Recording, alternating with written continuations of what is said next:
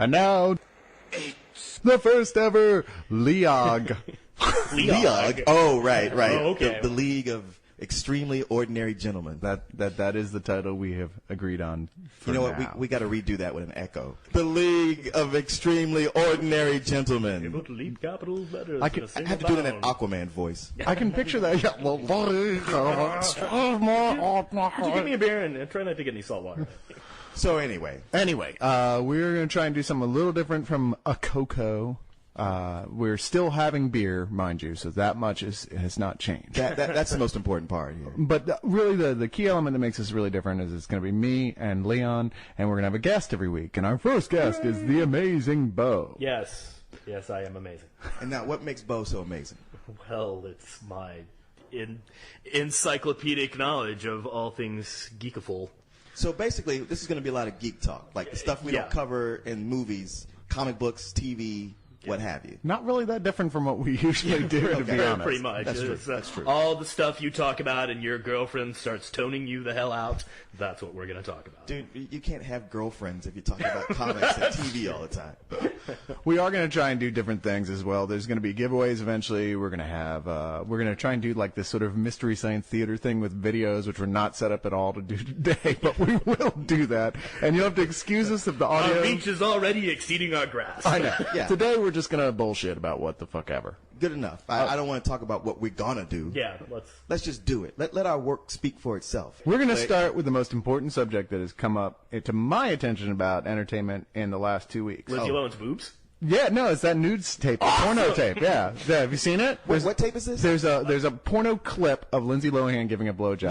No. It's Kristen Davis from Sex and the City. That too. There's another. Oh, yeah. No. Yeah, but the one with Lindsay Lohan, you can't really recognize her. I mean, it's just like this, anonymous redheaded blob giving a blowjob, which is all well and good, but So we knew for sure it was Lindsay Lohan that way. Exactly. I would think the rare thing is a tape with Lindsay Lohan not giving somebody a blowjob. It took this long? I think you have to go back to Herbie for that. Do you hear? Although there were some points that I wondered about her in the car. She would have been in the SUV if that was the case, because she would have been given a Hummer. But she's going to be cast in The Manson Girls, a film about the girls of the Manson family, playing one of the lead girls in there, which apparently not Squeaky Fromm, who was... Well, yeah. She was one of the ones who didn't kill the people. There's apparently a big scene where she has to act. And she has to help clean up the bodies. They go back to the house to help to try and clean up the scene, which obviously, if you've seen the police files, they didn't do a real good job. The thing about Lindsay Lohan, the thing that I've never understood with public's fascination about her is just like I've never really seen her in anything that she's acted in. I mean, she was fine in Mean Girls. I'm not going to take that away from her, but it's just like Lindsay Lohan. Freaky Friday. Friday, great. She's a decent kid actor, but so what? I'm still waiting for something to merit like all of this to do about her. Because she's not that hot. No. She really isn't. You know what? I think she's okay, but there are people who go nuts over her, and I don't understand it. Mm-hmm. Yeah. But the thing is, what you have to understand about Lindsay Lohan is that she's a commodity. It's like it was early enough that they could, the Paps or People magazine could jump on and talk about her, and once they got that ball rolling, it's a machine. It's like, hey, she's a cash cow for us. Yeah, she's not that hot, and what she's doing isn't all that extraordinary, but as long as we say it is and people buy into it, let's keep it going. So we will be sacrificing her in a few years, a la Britney Spears. Did nobody see South Park a couple of weeks ago? So, Lindsay, how's it going? Although Britney did have her big comeback on How I Met Your Mother this past week. But back to the beginning of this, the porn tape. It's filmed with a cell phone. Honestly, there is nothing you can do to clean this up. It's not like CSI where they point at the screen and like, computer enhance. Actually, that's not CSI. That's Blade Runner. Nothing on CSI is like CSI. Yeah, exactly. I mean, that show's completely fictional. Yeah, no, it's science fiction, but real forensic scientists do not look like that in any way, shape, or form. And real forensic scientists don't really give that much of a damn about a case. Or carry guns. Indeed, well, I read one thing saying, what the hell are forensic scientists doing on the scene of the crime? It doesn't make any sense at all. Douchebag's supposed to be in the lab working. Yeah, but look at them. They're so handsome. We have to send them out. That guy uses like a pound of hairspray. David Caruso looks like he would actually get really confused if you showed him a cool card trick. So just don't buy him as a scientist. But the other one, Kristen Davis, which it's not a tape, it's just pictures. There's a couple of still photos. A couple of still photos of this girl giving a blowjob. She came out and said, "Yeah, it's me." Well, she had to, because I remember when I first heard that she denied it, or I guess her publicist or somebody denied it. Her publicist denied it. She denied it. I was willing to say, because so many times these things are fake. Right. But the moment I saw it, I was like... everybody, they're like, dude, it's Kristen Davis. This looks like, was this a Sex and the City episode? Exactly. Because, and to her credit, she didn't really try to hide behind it. She was like, yeah, I was giving a blowjob. Duh. Big deal. Oh, no. Which was cool. Celebrities give blowjobs. Yes, it can't possibly be true. Nobody in Hollywood is getting head. Meanwhile, someone at Fox goes, Well, see, I think y'all are really missing the big picture here. These tapes get leaked, quote unquote, just to like pump up somebody's celebrity. True. And all lately, there's been rumors on the fights on the set of Sex and the City, and it's all the press has been about Sarah Jessica Parker and a little bit about Kim Cattrall. So and the other two have been kind of left in the dust. This is Kristen Davis way of going, take that, bitch. Yeah, exactly. let's see you suck a cock. It's her going like, hey, let's see Matthew whip it out. I'm in this movie too, you guys. Hello. Yeah. I'm not the lesbian one. Come on, I'm the pretty one. Remember me? Anyway, so that's as far as we're going with that subject matter. Yes, that's as far as I can geek You out. said you had something, Beau, that you wanted to bring up in particular. I'm really happy. Well, first of all, one of my this does kind of fit because we were talking about How I Met Your Mother, one of my favorite shows, which is featuring Jason Segel. Jason Segel's career kind of goes back to the beginning of Judd Apatow's career with Freaks and Geeks. He was one of the main stars of that. And now a movie that he has penned and has been produced by Apatow, because if you were a friend of Judd Apatow anytime in the last 10 years and wrote a movie, you are going to get it produced by him. Yeah, I think his Paperboy's putting out a movie next week. Mr. Apatow, would you like to look at this? Anyway, the new bit is that Jason Segel has written is called Forgetting Sarah Marshall, and by all accounts, it's very funny. All the advance press on it and buzz is very, very positive. We saw it, and Leon didn't, but the rest of us did, and I got to tell you, it is the funniest film I've seen since 40-Year-Old Virgin. I'm going to see it on Thursday and see if you know what you're talking about. I've got a couple of friends that hit it at South by Southwest. They're loving it. I believe it. I think he's got great comic timing. He's very, very funny, and he kind of plays a schlemiel in this movie, and it's looking great. Plus, it's got Kristen Bell. All right, let me ask the two of you this, because I'm curious. You're on Deal or No Deal, and you get to have sex with either Sarah Michelle Gellar or Kristen Bell. Which one do you pick? Kristen Bell. Kristen Bell. Yeah. Really? Sarah's too old. Oh. I know what Buffy fans y'all were. I thought it would be a harder decision. For me, it comes down to Kristen Bell seems like a legitimately nicer person than Sarah Michelle Evil Gellar. Willow versus Kristen Bell? Well, there's no. Yeah, I would, and there's another connection. Allison Hannigan actually plays Peter Segal's wife on How I Met Your Mother. We're making a nice tight circle here. And the target is that Segel is going to be directing the next Muppet movie, which I think is really cool. I mean, the last 5 Muppet movies at least have been dreck. I mean, they really only made 2 good ones, but I've still got great memories of the first one. And when you were 8, well, when I was 8, but no, I mean, it holds up. It's got a great cast. I mean, you got Austin Pendleton in it. You got Charles Durning. I mean, all these great cameos. You're selling the kids now. Yeah, I know. Our entire audience is going, who? What? Did you say Clara Bow? Is she in this? Is Harold Lloyd in that movie? Was it a silent film? H.L. Mencken makes a cameo appearance and damns the Jews and World War I. It's great. D.W. Griffiths, the Muppet movie. I remember seeing the first Muppet movie whilst I was having a cherry phosphate at the drugstore counter, enjoying the serialized Fitzgerald in Collier's magazine. Just spent a nickel to watch Gentleman Jim. Now, have you guys heard about this new Eddie Murphy movie? It's called Meet Dave. And we all know how Eddie Murphy likes to play every role in a film.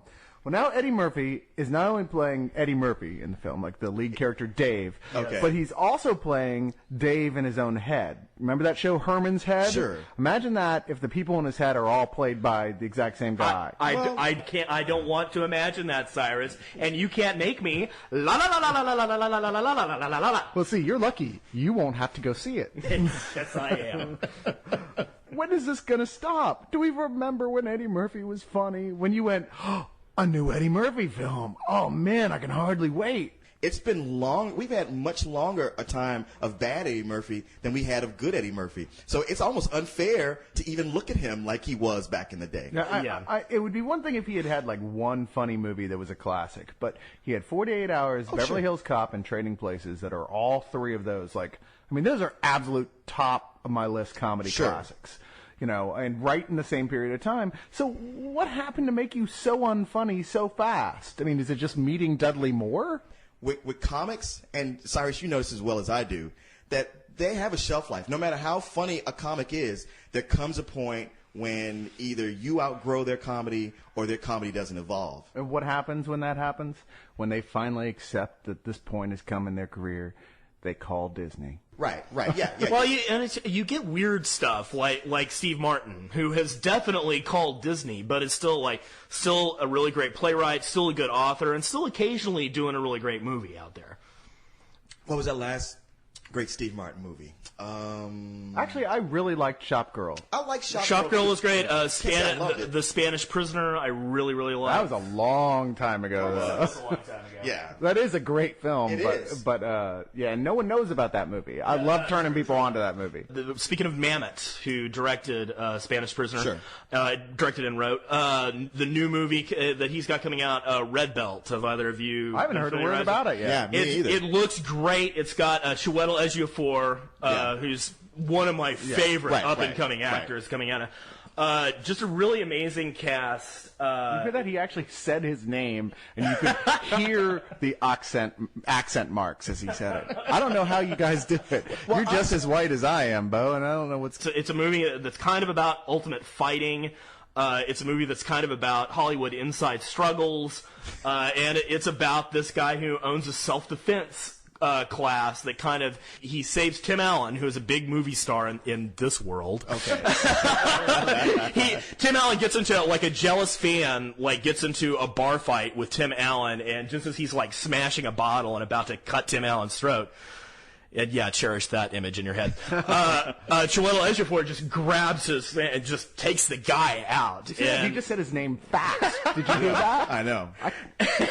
Anyway, now you're getting caught. But Alan is he's very heavily involved in the an ultimate fighting type game. He's producing this type of thing, or he's involved with it monetarily somehow. And he's like, hey, why don't you come and do this? And even though he is a martial arts instructor who is very committed to peace and non-confrontation, he's in a financial pit because his wife took out this loan with loan sharks. So he's like, well, maybe I'll do this. And he kind of gets involved in this world, and things go awry, as things often do in Mamet Plays It, and mayhem ensues. But it looks really interesting, despite having all those incredible tangents. And I'm going to go out on a limb and imagine there's a lot of cussing in this movie, and somebody gets conned. I think they say fuck a lot. So, just a thanks to Joseph, who started the community already for this. I know. But it's and I yelled at him because he got the name wrong, and I realized... How could you do that? Well, I didn't know where he got the information from that we were even doing it. I knew you were going to light into him. I was like, wow, you got a fan before you even get started on I something? know. And I'm you're so abusing lame. him already? You're like J.D. Salinger. You're a bastard. How does anyone know what J.D. Salinger is like? Iron Man. Dude, I get a hard on every time I see that trailer, and I've seen it a million times. Yeah, I think I'm not going to get excited again, and I do. I got to admit, I'm the same way. I was watching it tonight. I watched all three of them. I watched the teaser, the TV spot, and the regular trailer. And every time I'm just like, oh my god, it just looks like they're lining this up so perfectly. I love the fact that Robert Downey Jr. is playing him. It's just like he's rich, just like, or he's handsome, just like Tony Stark. He's suave, just like Tony Stark. He's a total fucking alcoholic and drug addict, just like Tony Stark. Was yes. So I mean, it looks great. Honestly, yeah, no doubt. This is the second time in my life I've wanted to fuck a robot. Sure. We're not going to. And we're not going to tell you about the first one. Sorry, co-host. No. Hey, do not even start that. It was a lot of beer, and it was I can't wait to see the fan fiction on that. I know. Oh God! And I've teased about the fan fiction from Spill, and every once in a while, somebody like Anita Michelle will throw something out there. I'm like, stop now. Iron Man's going to be awesome. At least I hope so. Yeah. It certainly looks like that film that we've been waiting for since the first Spider-Man. Definitely. Next one, Speed Racer. Now, I know that me and Leon here on the I same am page. more excited about that than anything. And when I saw the trailer, I mean, I was just like, yeah, Speed Racer movie, whatever. I can't wait for them to ruin it. And I see the trailer, I'm like, oh my God, I think they're going to make something even greater than I would have imagined. It's funny because people are so negative on it. They look at it and like, oh, it looks like a video game. Fuck it's like, them. They're just not looking and seeing what they're doing here. Yeah, maybe they didn't grow up with it, because I had a real attachment to it. And I recognize it's a stupid cartoon. It was the Pokemon of my childhood. But the fact that these guys can jump in and put so much into it just has me excited. That's my whole thing. I mean, yeah, I think it looks pretty stunning, and it's definitely going somewhere where not a lot of people have gone, and that's great. It wasn't a big part of my childhood, so I just don't have the right heart notes to loop around it right now, which is weird because, just going back to Iron Man for a second, I wasn't the biggest Iron Man fan, and it just looks like it's being done so right that I'm completely wet for it. Speed Racer, I've got absolutely nothing on it, so I'm curious to go see it, but I'm not like holding my breath or anything. I had no affection for the character of Speed Racer, but the Wachowski brothers have repeatedly proven themselves to be visionaries in the sense of technology and cinema. I mean, that whole bullet time thing in The Matrix, that thing where everything freezes and everybody parodied it? They invented that shit. This is another one of these things where they've come up with new concepts. Apparently there's something going on in this that's supposed to revolutionize cinema. They're talking on and on about some sort of thing that mixes CG and live action that's supposed to make people just jaws drop. And from the trailer, I can tell you my jaws dropped. It dropped to the floor. And it's almost like they felt like me, like they watched the Pixar movie Cars and went, it sure would be nice if this had a good story to it. Yeah. All right, next. Chronicles of Narnia, Prince Caspian. Couldn't care less. Really? Not at all? Not at all. I thought the first one was just okay, but the trailer for the second one just looks a hell of a lot better. Well, it could be better, because hopefully this time they've rehearsed these kids so they're better actors this time around, and it's not such a rip-off of Lord of the Rings with the edges shaved off. But I don't know. For me, it's like a wait and see. It doesn't look that like it's going to be that much different from the first. I mean, definitely the Weta Workshop is still, they're designing all of the armor for the Telmarines and all that. That being said, Prince Caspian is a much better book than Lion, the Witch, and the Wardrobe. Yeah. There's a lot more depth going on in it.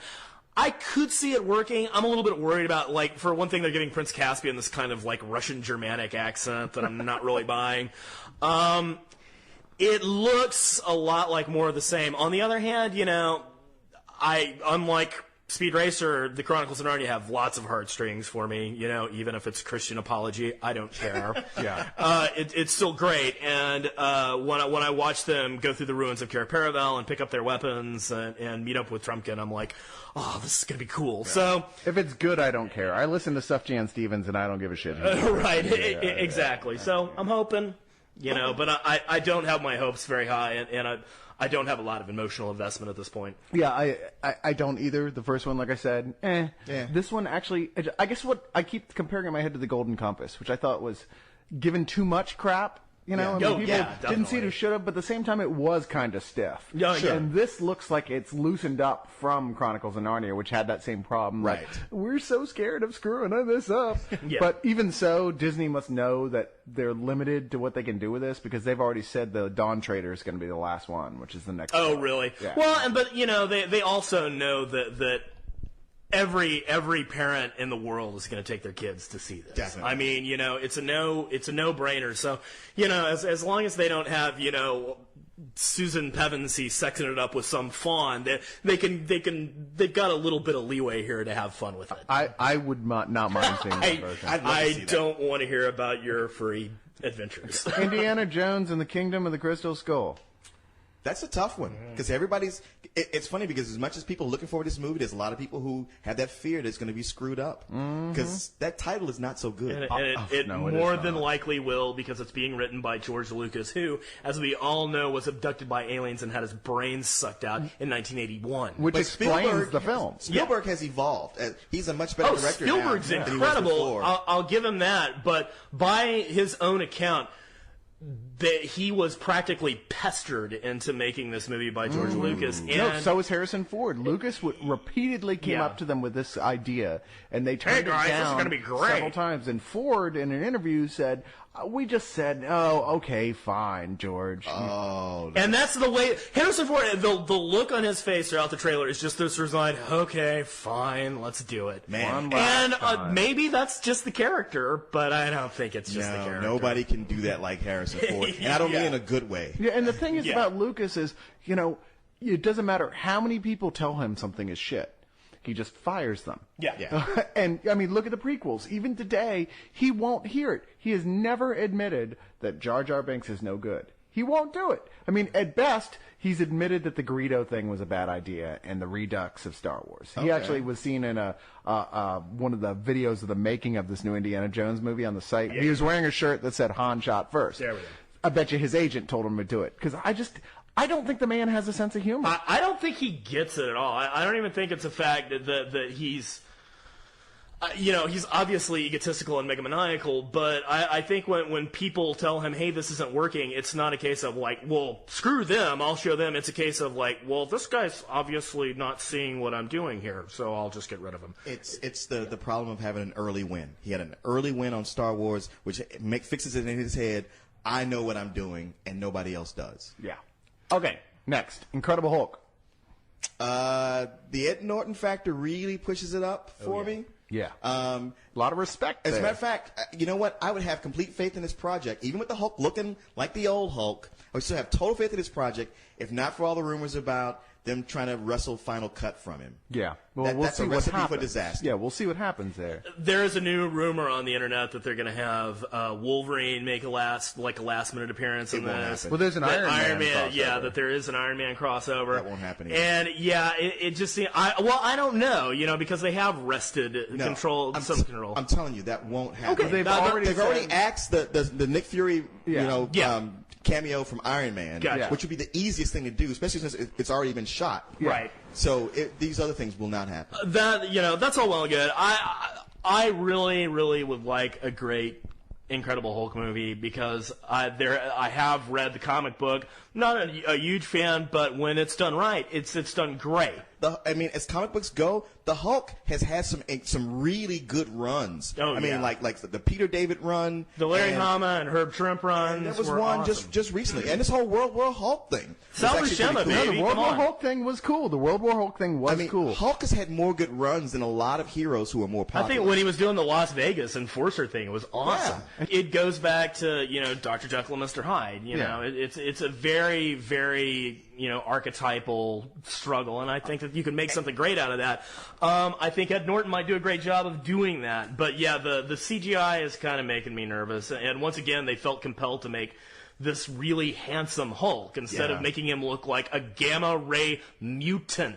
Yeah, no, I would have preferred to see more of the Ultimate Hulk, the absolutely terrifying, cannibal, huge, not even vaguely, no chick anywhere is going to look and go, right. I'd totally do that. I like when they draw him with a bit of a flat kind of Frankenstein head. Oh yeah, the Herb Trimp Hulk smash. But I will even come out of the closet cranium. and say I'm not only liked, but I love the old Bill Bixby series. Coming out of the closet to say that? Well, there's a lot we of are people talking about being attracted to the Hulk right before. I'm just talking about how much I used to love that I liked show. the TV series too, but I liked it the same way that I liked Buck Rogers and the original Battlestar Galactica. Sci-Fi Channel will rerun these things occasionally, and you go back and you're like, oh, cool, they're showing Buck Rogers, and you realize that after they made the 2-hour made-for-TV movie intro, they farmed out all of these scripts to these aging Hollywood writers that were like, well, if we just take this old Gunsmoke episode and we wrap everything in tinfoil, well, then we'll have a complete episode for Battlestar Galactica. And it's just like, oh my God, this is Drek. But I tell you, it was Battlestar Ponderosa. It's iconic, Bill Bixby with those contact lenses. I got the impression this movie is based more on the TV show than it is the comic books. I get that too, and I don't think it's a coincidence that they're using the full Incredible Hulk title. I like the TV show better than the comic books, to be honest, anyway. I really do. I know you you're said a it like dick. it was a guilty pleasure, but I never cared for the comics that much. I am going to go through my stash and loan you a big swath of Incredible Hulk comics, and you're going to come back to me and apologize. In fact, I'm going to want you to do it on the... Did you have something you wanted to talk about in particular? I was going to ask you guys, because I was waiting until I saw a few episodes to even voice an opinion one way or the other. Have you guys checked out the new Spider-Man cartoon? No, Spectacular Spider-Man? Just thinking about that today. You guys would love this. Anybody who's a longtime Spider-Man fan would love it, because it does a great job of melding together the Ultimate Spider-Man and the movie Spider-Man and the Ditko Spider-Man. Wow. I mean, it's taken elements from all three of these and just sewing them together in such a seamless way that a new reader, especially a kid, because they make him a teenager back in high school again, and it just plays out so much like Ultimate Spider-Man, except it's got just the hard edges just smoothed over.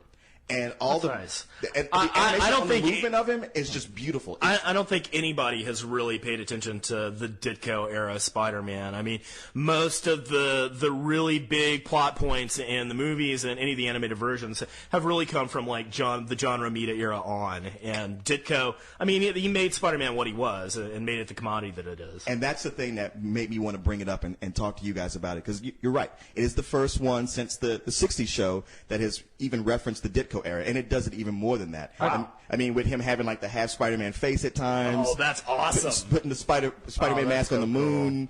So who's doing it? Who's actually responsible for it at Marvel? Do you know who's writing it? Or? I don't recognize the names.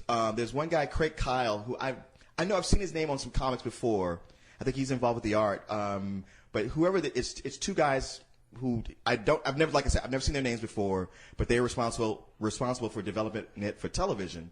And they've really done, like I said, I wanted to give it 4 episodes and maybe 5, and I'm actually very impressed with it. Sweet. Okay. I'm always looking for a new animated series. So now they've made some changes because Glory Grant goes to high school with him. Oh, wow. They brought in Kong from the Ultimate series in it, and Peter.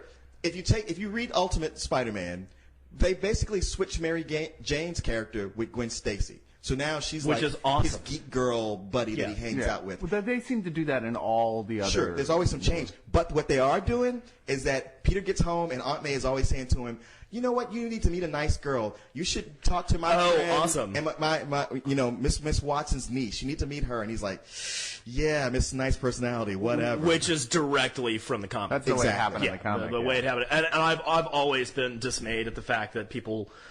even shuffle Betty Brant out of the way, but definitely the way they shuffle Gwen Stacy out of the way, since, her death is such a not only a major turning point in the Spider-Man series, but a major turning point in comics. In comics, yeah. Period. Overall. Make no mistake. Spider-Man, best hero ever. Oh, yeah. No one else has ever come close in my years of reading comics. Batman's come close. Batman, I love, but I never really felt like, hey, here's a guy. I understand what he's thinking. I see who this guy really is. Somehow I do not inside. relate to this millionaire who can buy anything that he wants. Yeah, but this poor dude. Well, yeah, this guy who, and anytime anything even looks like it's going to go slightly right for the guy, it's like, oh, I'm sorry, the supervillain killed your girlfriend. Well, Spider-Man is definitely the Charlie Brown of comic books. Yeah.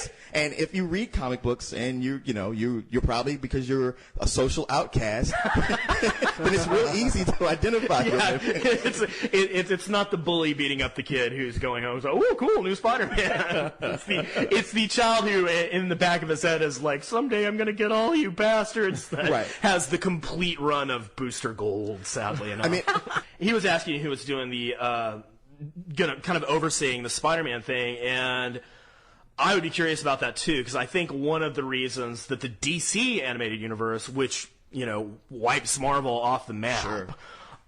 With Batman the Animated Series and Superman the Animated Series, the 2 Justice League series, and now and Teen Titans. and Teen Titans. I'll admit I harbor a little anti-anime grudge, but by and large, I was that way until about the 4th or 5th season. by and large, I can deal with them. But the guy who's overseeing most of those aforementioned titles is a guy named Bruce Timm. Oh yeah. Who he's the godfather of the DC universe. If you haven't caught Justice League New Frontier, which is the newest animated release straight to DVD from DC, by all means go out and do so immediately. It is an adaptation of Darwin Cook's The New Frontier, which deals with it references the reimagining of the original DC superheroes that occurred back in the 60s, where you had the relaunch of The Flash by Carmine Infantino, and you had the new Hal Jordan version of Green Lantern, which is kind of a take on Doc Smith's Linsman series.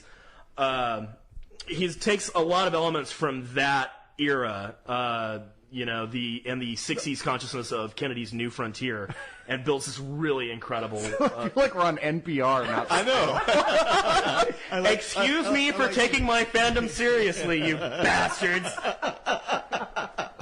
See, this is where you cut to us falling asleep with Spider-Man all over us. Except if it was NPR, it'd be more like, and